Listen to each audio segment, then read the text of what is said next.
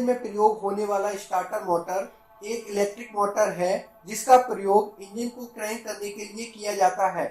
Starter motor में एक pinion होती है जो क्रैंकशाफ्ट पर लगे फ्लाईव्हील के रिंग गियर से जुड़कर फ्लाईव्हील को घुमाती है। आधुनिक वाहनों में प्री इंगेज स्टार्टर मोटर का प्रयोग किया जाता है। इसमें एक मोटर लगी होती है जो इंजन को घुमाने के लिए आवश्यक टॉर्क उत्पन्न करती है। मोटर में बैटरी के द्वारा पावर सप्लाई की जाती है। यहाँ बैटरी और स्टार्टर मोटर के सर्किट को देख सकते हैं। सोलेनॉइड में भी बैटरी द्वारा ही पावर सप्लाई की जाती है। बैटरी और सोलेनॉइड के बीच पावर को ऑन या ऑफ करने के लिए इग्निशन स्विच का प्रयोग करते हैं।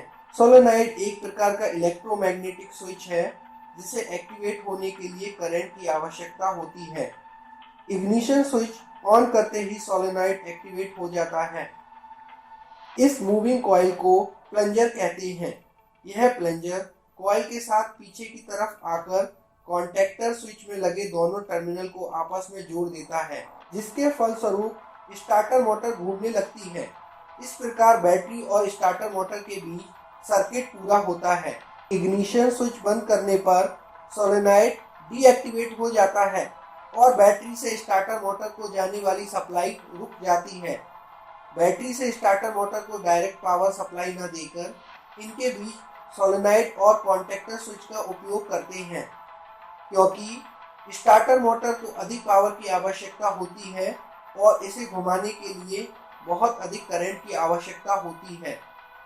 इस करंट को नियंत्रित करने के लिए इग्निशन स्विच भी बड़ा लगाना पड़ेगा और बैटरी से इग्निशन स्विच व इग्निशन स्विच से स्टार्टर मोटर को जोड़ने वाली वायर भी अधिक मोटी प्रयोग करनी पड़ेगी, जो व्यवहारिक नहीं है।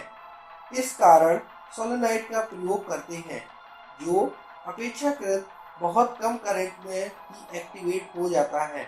सोलेनॉइड का एक अन्य महत्वपूर्ण कार्य स्टार्टर मोटर में लगे पिनियन को फ्लाईव्हील के रिंग गियर से जोड़ना भी है। यह घुमाव पिनियन को फ्लाईव्हील पर बने दांतों से मिलने में सहायता करता है।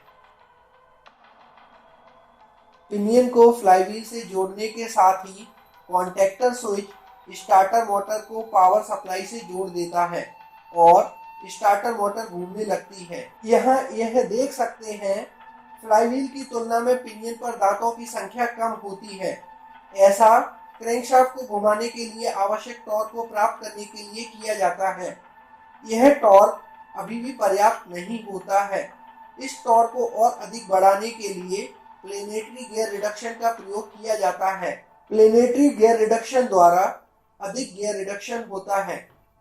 इस असेंबली में सन गियर, रिंग गियर, कैरियर और प्लेनेट गियर लगे होते हैं। इसमें रिंग गियर फिक्स होता है, सन गियर इनपुट होता है और प्लेनेट कैरियर आउटपुट होता है।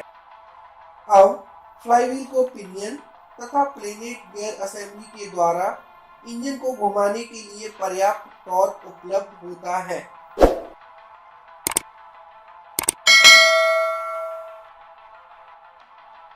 इंजन के स्टार्ट होने के बाद पिनियन को अपनी पूर्व स्थिति में वापस आना होता है, अन्यथा पिनियन के दांत खराब हो सकते हैं। इस स्थिति को प्राप्त करने के लिए इग्निशन की भी अपनी पूर्व स्थिति में आ जाती है। यदि इंजन के स्टार्ट होने के तुरंत बाद पिनियन अपनी पूर्व स्थिति में नहीं पहुंचती है तो फ्लाईव्हील पिनियन को तेज गति से घुमाना शुरू कर देगा और स्टार्टर मोटर खराब हो सकती है। इससे बचने के लिए स्टार्टर मोटर में वन वे क्लच का प्रयोग करते हैं। वन वे क्लच में आउटर रेस और इनर रेस के बीच में रोलर लगे रहते हैं। जब इनर रेस मोटर द्वारा घुमाई जाती है तो यह पिनियन को पावर स्थानांतरित करती है। जैसे ही इंजन स्टार्ट हो जाता है और फ्लाईव्हील पिनियन को तेज गति से घुमाना शुरू कर देता है, रोलर रिलीज होकर पावर के प्रवाह को रोक देते हैं।